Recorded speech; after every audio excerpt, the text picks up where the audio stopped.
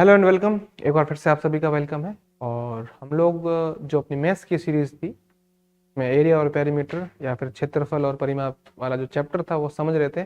अब तक हमने इसके दो भाग यानी दो पार्ट पूरे किए। पहले भाग में हमने समझा परिमाप क्या होता है, त्रिभुज का परिमाप निकालना सीखा था, अलग अलग प्रकार के त्रिभुज के बारे में भी बात की थी। फिर हमने आयत के परिमाप के बारे में बात की थी। हमने सूत्र यानी फॉर्मूला और विदाउट फॉर्मूला भी सीखा था। अब हम लोग शुरू करने जा रहे हैं जो चीजें अपने होने वाली है। इसके अंदर अपने को आज वर्ग यानी स्क्वायर के बारे में बात करेंगे। पहले वर्ग समझ लेते हैं। स्क्वायर का मतलब बच्चों ये होता है कि भाई जब भी हम बात करते हैं, स्क्वायर का मतलब है कि एक ऐसा शेप, या फिर एक ऐसी आकृति। उस आकृति की खास बात क्या है, मैं इसको कोशिश करता हूं कि ये रेड या ऐसी कुछ आ जाए।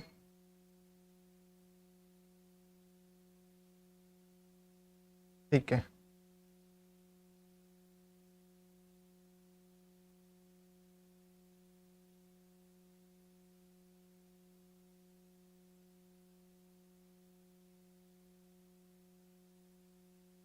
दिख गया आपको स्क्वायर? तो एक स्क्वायर है। इस स्क्वायर की खास बात ये है, इसको फिल दूसरे से करता हूँ, ये तो फिल कर लेता हूँ। रेड तो नहीं है, लड़कियों को बस रेड कलर चाहिए इसमें हर जगह। देखो, समझो, इसमें खास बात ये है कि ये पहले देख लो कि ये जो ये वाली भुजा, ये वाली भुजा, ये वाली भुजा, ये वाली भुजा, जितने भी भुजा भुजा भुजा कहने का मतलब जितने भी साइड्स है वो सारी की सारी कैसी होती है? इक्वल या समान या बराबर, है ना? समान, बराबर या इक्वल। आगे का आती समझ में, समान, बराबर या इक्वल। और इसके अंदर जो ईच एंगल है, प्रत्येक कोण है, वो कितने कितने डिग्री का होता है? ये भी समकोण है, ये भी 90, ये भी 90, ये भी 90। तो सब समकोण, चार समकोण होते हैं इसके अंदर। Four right angle triangle, four right angle होते हैं इसके अंदर। और प्रत्येक इसका मान होता है 90 डिग्री, इसका 90, इसका 90, इसका 90। अब तो समझ में आ गई बात। इसका पेरीमीटर निकालना है तो एक फॉर एग्जाम्पल अपन एक समझते हैं। मैंने कहा एक मैं दे रहा हूं जिसकी भुजा है आपकी 11 मीटर। कितनी मीटर है? 11 मीटर। एक स्क्वायर है, वर्ग है, तो उसकी भुजा वो 11 मीटर है। आपको एक काम करना है, इसका अगर आपको क्षेत्रफल नहीं, सॉरी, इसका अगर आपको परिमाप निकालना है तो आप समझ लो कि ये 11 है तो सामने वाले भी 11 हो गई, ये 11 है, ये भी 11 और ये भी 11 है। या तो आप 11 11 11 11 11 11 फोर टाइम जोड़ो तो आपको कितना मिलेगा? देखो, 11 प्लस 11 प्लस 11 प्लस 11, 44, 44। ये करने की बजाय अपन एक चीज और कर सकते हैं। अपन 11 को कितनी बार, 11 को कितने टाइम्स जोड़ा है? 11 को कितनी बार जोड़ा है? 4 बार जोड़ा बच्चों। तो अपन ऐसा भी कर सकते हैं कि 4 गुणा भुजा, यानी 4 इंटू साइड अगर अपन लोग करें तो भी अपने को क्या मिल सकता है? इसका 44 मिलेगा, या पेरीमीटर अपने को मिल सकता है। ये इसके पेरीमीटर या फिर परिमाप का सूत्र है। आई बात समझ में? पक्का? या तो अब चारों को जोड़ो एक एक करके, या फिर एक साथ में है जो आप क्या करो, या फिर एक साथ में बच्चों है जो आप इसको या जो करते रहिए तो भी आपका आंसर निकल जाएगा। ठीक है, चलिए हम और समझने की कोशिश करते हैं। कुछ एग्जांपल्स हम और लेते हैं। जैसे एग्जांपल मैं ले रहा हूं, कई बार ऐसा भी हो जाएगा बच्चों कि आपको इसके अंदर इसका परिमाप है ना, परिमाप दे रखा होगा। क्या दे रखा होगा? और आपको निकालनी कोई एक भुजा।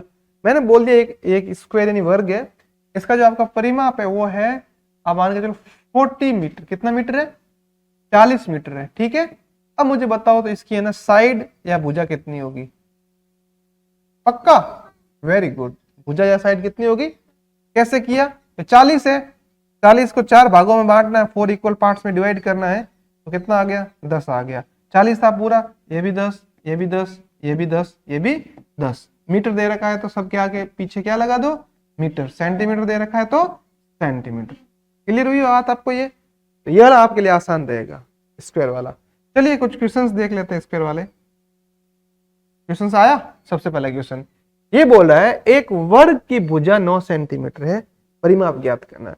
यानी बच्चों स्क्वायर है side 9 centimetre, find the perimeter. Square है उसकी जो साइड है वो 9 सेंटीमीटर, पेरीमीटर फाइंड करना है। फॉर्मूला कहता है कि 9 इंटू 4, यानी 4 इंटू भुजा करना है, 4 इंटू साइड करना है। तो जब बच्चा 4 इंटू साइड करेंगे तो आपको कितना मिल जाएगा, 9 4 36, 36 सेंटीमीटर है, मीटर है, सेंटीमीटर है तो सेंटीमीटर, मीटर है तो मीटर। वही बात क्लियर आपको? तो इजी क्वेश्चन है। कुछ और देखते हैं। हाँ, अब इसने क्या बोला कि वर्ग के जो परिमाप है, सेकंड क्वेश्चन के अंदर परिमाप दे दिया अपने को और भुजा ज्ञात करनी है, यानी पेरीमीटर अपने को गिवन है और अपने को साइड फाइंड करनी है। तब कैसे होगा बच्चों, कैसे करेंगे अभी बताओ?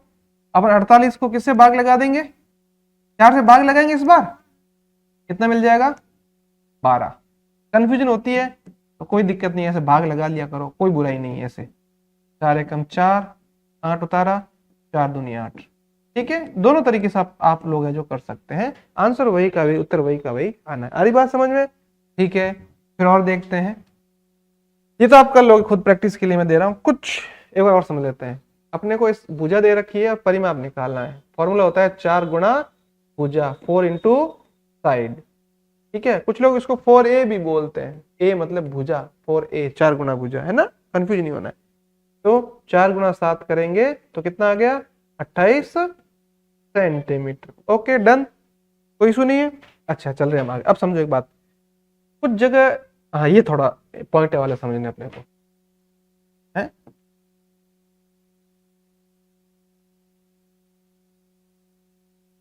उसमें 4 इंटू 7 नहीं तो करना है, 7 सेंटीमीटर दे रखा है ना, तो 4 इंटू 7 करेंगे 28 नहीं आएगा है? कोई बात नहीं, हो जाता कभी कभार। अब देखो स्क्वायर है, साइड 0.5, कितनी साइड है? गुड, तो 0.5 साइड, इसका फॉर्मूला क्या होता है? 4 इंटू साइड होता है, 4 गुना भुजा होता है। 4 को किससे मल्टीप्लाई करना है? 5 से नहीं, 0.5 से। अब मैंने आपको ये डेसिमल वाले पॉइंट वाले या डेसिमल वाले या दशमलव वाले गुणे समझा रखे, पहले भूल जाओ, जिसको 0.5 समझ लो। 0.5 को 4 से गुना करो, कितना मिलेगा? 20 मिलेगा कि नहीं मिलेगा? 5 गुना 4 करने में 20 मिलेगा, और 20 मिल गया। अब दशमलव कहाँ लगेगा बच्चों? 2 और 0 के बीच में। क्यों लग रहा है, समझ में आ रहा है? दशमलव के बाद में एक अंक है, 2.0 आंसर है कोई? 2 या 2 मीटर है, आसान।